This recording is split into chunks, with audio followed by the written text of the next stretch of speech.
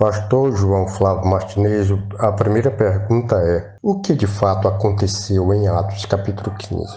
Bem, meu irmão, é um prazer participar aqui desse podcast e de responder às questões aí colocadas pelo amado irmão. Em primeiro lugar, nós temos Atos capítulo 15, um divisor de águas. É talvez um dos capítulos mais importantes de todo o Novo Testamento, porque aqui, neste capítulo 15 de Atos, a igreja decide seguir um outro caminho. Se você observar do capítulo 15 para trás, em Atos, você vai ver que ainda há muita prática judaizante dentro da igreja. Entre outros motivos, porque a igreja primitiva, ela era uma igreja praticamente judaica.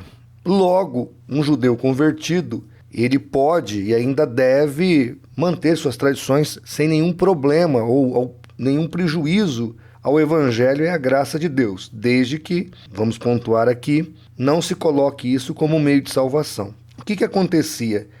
Paulo estava com Barnabé numa base missionária em Antioquia e eles estavam ali trabalhando já com um grupo de gentios. E alguns de Jerusalém, convertidos dentre os fariseus, que trouxeram do farisaísmo o seu legalismo, queria colocar isso sobre os gentios. Queria que eles se circuncidassem, queriam que eles guardassem dias, enfim. O texto aqui de Atos deixa claro que eles queriam que guardassem a lei de Moisés, não é só circuncisão, é a lei de Moisés. Então, os apóstolos resolvem subir até Jerusalém, é ali reunido o primeiro concílio da história da igreja. Nós temos ali a igreja reunida para decidir questões doutrinárias. Tiago, meu irmão de Jesus, ele é o principal entre os líderes da igreja, e eles discutem um assunto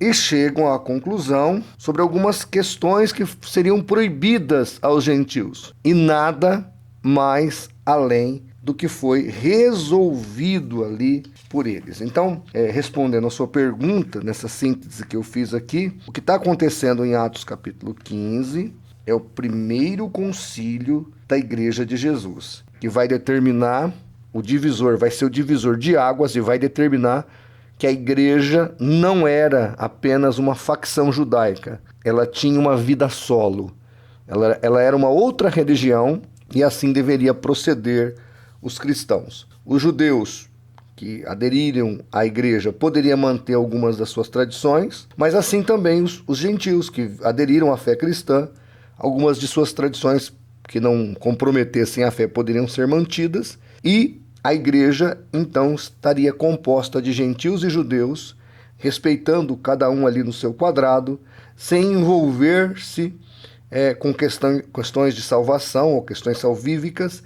E agora nós estamos vendo ali um grupo de pessoas unindo, formando a igreja, judeus e gentios, formando a igreja de Jesus e a nova religião que aparecera nesses cantos da terra aqui. Então aí acho que a primeira pergunta aí, eu acho que está respondida diante desta colocação.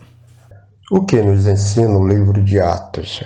Bem, o resumo do ensino do capítulo 15, ou do primeiro concílio da Igreja de Jesus, ficou assim, a partir do versículo 28. Na verdade, apareceu bem ao Espírito Santo e a nós, não vos impor mais encargo algum, senão estas coisas necessárias, que vos abstenhais das coisas sacrificadas aos ídolos, do sangue, da carne sufocada, da fornicação, das quais coisas fazeis bem se vos guardardes, bem vos vá. Então aqui os apóstolos vão dar as primeiras diretrizes, e essas diretrizes gerais aqui começam a fazer parte da vida das igrejas. Depois vai vir as epístolas, tal, vai ser ali recheado esse contexto com outras informações diante de outras necessidades, mas está aqui o teor central, dividindo aqui a igreja do paganismo, porque essas informações aqui elas são voltadas aos cristãos gentios, e a igreja, a partir desse momento, segue vida solo, livre do judaísmo, né, independente da cosmovisão judaica. Agora não é mais uma facção do judaísmo, mas sim uma nova religião, e eles dão aqui essas diretrizes básicas para que os gentios vivam em paz. E milhares vão se converter. É impressionante o poder desse evangelho. O mundo antigo, rapidamente, em poucas décadas, vai ser impactado por essa verdade. Então, o livro de Atos, no capítulo 15, nos mostra claramente que deu certo esse projeto, que a igreja se descola do judaísmo, segue vida solo e abençoa milhares de pessoas. É isso que nos mostra e nos ensina o capítulo 15 de Atos. E o conceito é definido aqui no capítulo 15, ou seja, os gentios não são obrigados a guardar os rituais da lei, nenhuma das festas, nenhum dos dias de guarda, etc. Os gentios estão livres disso. Vou dar um exemplo aqui. Por que o gentio não tem que guardar sábado? Deuteronômio 5,15 fala que o judeu deveria se lembrar que foi escravo na terra do Egito e que o Senhor Deus os tirou de lá com mão poderosa, e por isso deveriam lembrar-se e guardar o dia de sábado. Então, por que o judeu guardava o sábado? Porque ele foi escravo na terra do Egito. Agora ele tinha um feriado semanal, ele poderia desfrutar de um descanso e também da presença de Deus. A Páscoa, ela é uma festa que comemora a libertação do povo hebreu das mãos ou da escravidão dos egípcios. Logo, todas as festas judaicas, mesmo as outras festas que foram dadas no decorrer do processo histórico, ela tem a ver com a cultura hebraica e não com a vida gentílica. Então, Atos capítulo 15 deixa bem fixado a questão. Os judeus, sim, se eles querem celebrar, não misturando isso com salvação, ok. Os gentios, nada a ver. E aqui uma nota, né? Nós vemos aí muita igreja, ou muitas igrejas, muitas denominações envolvidas com festas judaicas, envolvidas com rituais ritualísticos do templo, outros querendo guardar sábado e etc. Ou seja, isso não foi orientado para os gentios e para a igreja de maneira geral. Que tipo de pregação os falsos irmãos ensinavam ao povo? Não há dúvida qual era a falsa mensagem pregada por esses indivíduos. A falsa mensagem era a obrigatoriedade da guarda da lei para os gentios se salvarem. Veja, isso é tão falso até mesmo dentro do contexto do judaísmo. Quando você lê o Velho Testamento, quando você lê a lei de Moisés, você vai ver que a salvação, mesmo no rigor da lei, era pela fé, sempre foi pela fé. Em todos os momentos foi pela fé. O meu justo viverá pela fé. Então, Paulo repete o que Abacuque disse com muita propriedade, porque sempre a salvação foi pela fé. Agora, o que eles estavam fazendo? Além de estarem introduzindo o judaísmo, a ritualística judaica entre os gentios, eles estavam ensinando que você tem que fazer isso para ser salvo. Ou seja, eles estavam criando uma doutrina que não havia nem parâmetro no próprio judaísmo. Estavam introduzindo, então, realmente uma doutrina que seria errada até mesmo dentro de uma cosmovisão judaica. Gálatas capítulo 5, verso 4, né? Da graça decaístes todos vocês que querem guardar a lei como meio de salvação. Paulo fala isso ali.